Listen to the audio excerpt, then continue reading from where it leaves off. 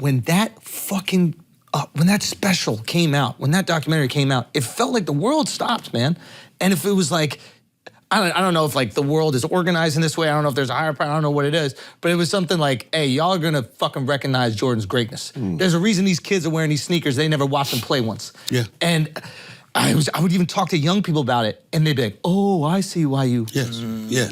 You know what I'm saying? Like, yeah, but you know, because so many of them are lost. It's just so sad. You know, because listen. They talk about LeBron, they talk about these other players, talk about even Kobe, and then, you know, MJ, you know, better than MJ. No, they were not. Yeah. MJ was on another level, bro. You know what I'm saying? Like, listen, LeBron is universally respected. Mount Rushmore of basketball, greatest small forward that ever lived, or gonna go down as all-time greatest scorer in NBA history, all this other shit, all true. But you know something? He ain't 6-0 in the NBA Finals with 6 NBA Finals MVP. He doesn't, you know, Michael Jordan doesn't have a choke performance on his resume. That's, you just call it what it is. Against Dallas 2011, that was not LeBron's shining moment. That's just the truth. And then not only that, and I often use this, LeBron is universally and unquestionably highly respected.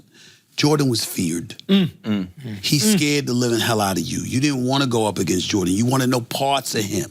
And Jordan would do things to demoralize you in such a way that you didn't even want to think about going up against him again. I remember. The things that this man used to do to people, to opponents, it's unreal, man. And I'm like, I saw it.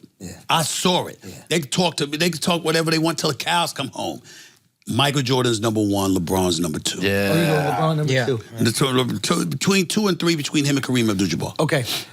The question is, obviously Brady's retired. Yeah. And I think a lot of people are like, I think they're hesitant to be like, he's the greatest athlete ever. I think he is. Do you think? First of all, the word athlete has no business in the same sentence as Tom Brady. Because? In terms of, that wasn't what he was. He is an elite passer of the football and an elite football mind, which both contributed to him being the greatest quarterback ever. But he ain't the greatest athlete. That is not true. What makes you an athlete? Yeah. Well, speed, quickness, agility, along with various other skills that come along with the respective sport that you're in. Tom Brady didn't have those things. You know what? Mike Francesa, formerly of Mike and the Mad Dog radio show, they were on my show First Take last week. And they had their reunion. And Mike Francesa made a very valid point. He said, I love Tom Brady. He's got the greatest resume as a quarterback ever. He's the GOAT, no doubt about it. No shade thrown on him. He said, but we need to understand he's neither the greatest regular season quarterback ever. That was Peyton Manning. And he said, nor is he the greatest Super Bowl quarterback ever. That would be Joe Montana. He said, those two quarterbacks, he said, you're talking about Tom Brady. Tom Brady was neither the greatest regular season quarterback nor the greatest Super Bowl quarterback. But that's 10 Super Bowls versus 4. I understand that. But what I'm saying to you is that Tom Brady, say what you will, the fact of the matter is that was factually correct. Well, I would just disagree with greatest because it's not winning percentage to me. It is, you got to take everything into account. Then take everything, not just what you want to. Like, for example, you look at the AFC East. Well, the Jets, the Miami Dolphins, and the Buffalo Bills spent years being trash. They were a joke. So you are an automatic top 2 seed in the AFC for years. Yeah.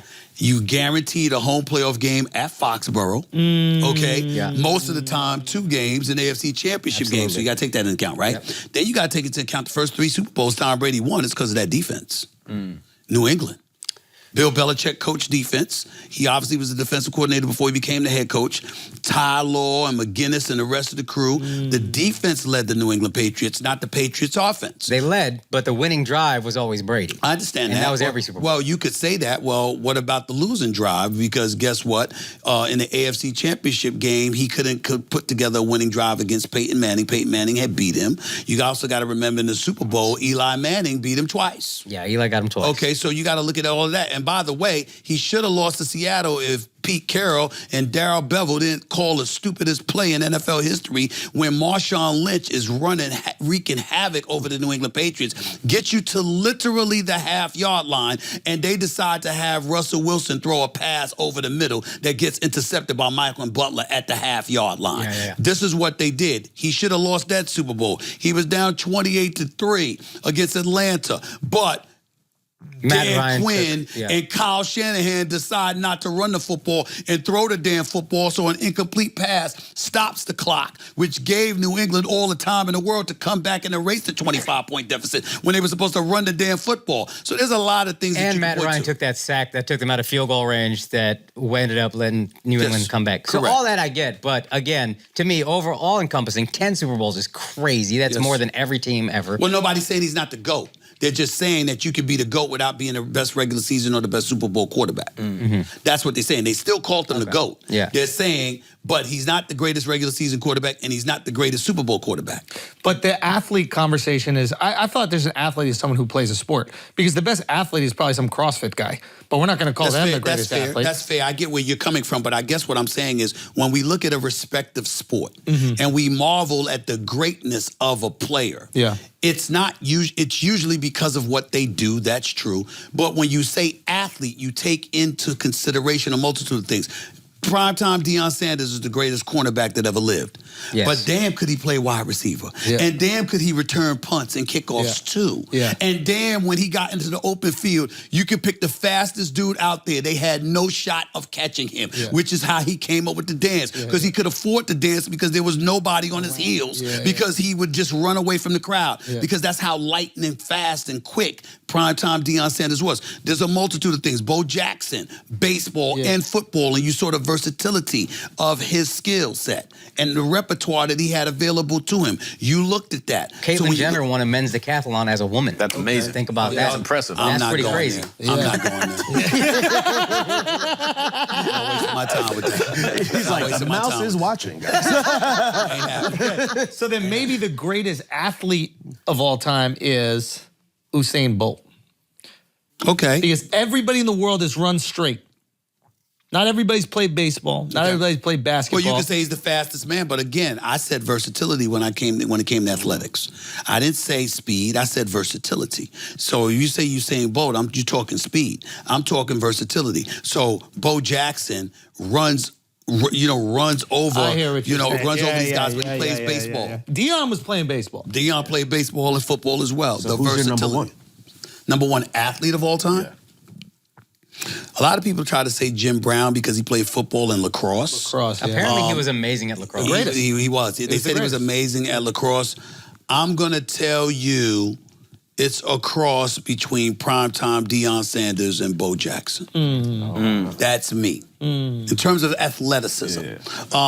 If you want to tell me LeBron, because I can imagine LeBron on a football field. What about Tiana Trump? Because a lot of people don't include her in. I don't know her.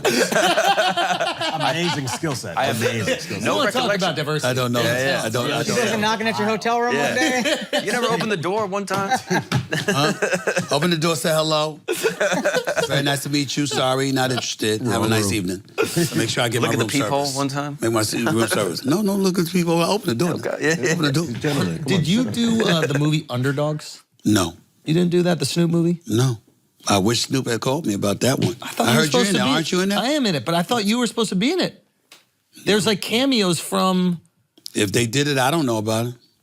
I might have to make a phone call to Uncle Snoop. You know what I'm saying? I mean, he's the dude. But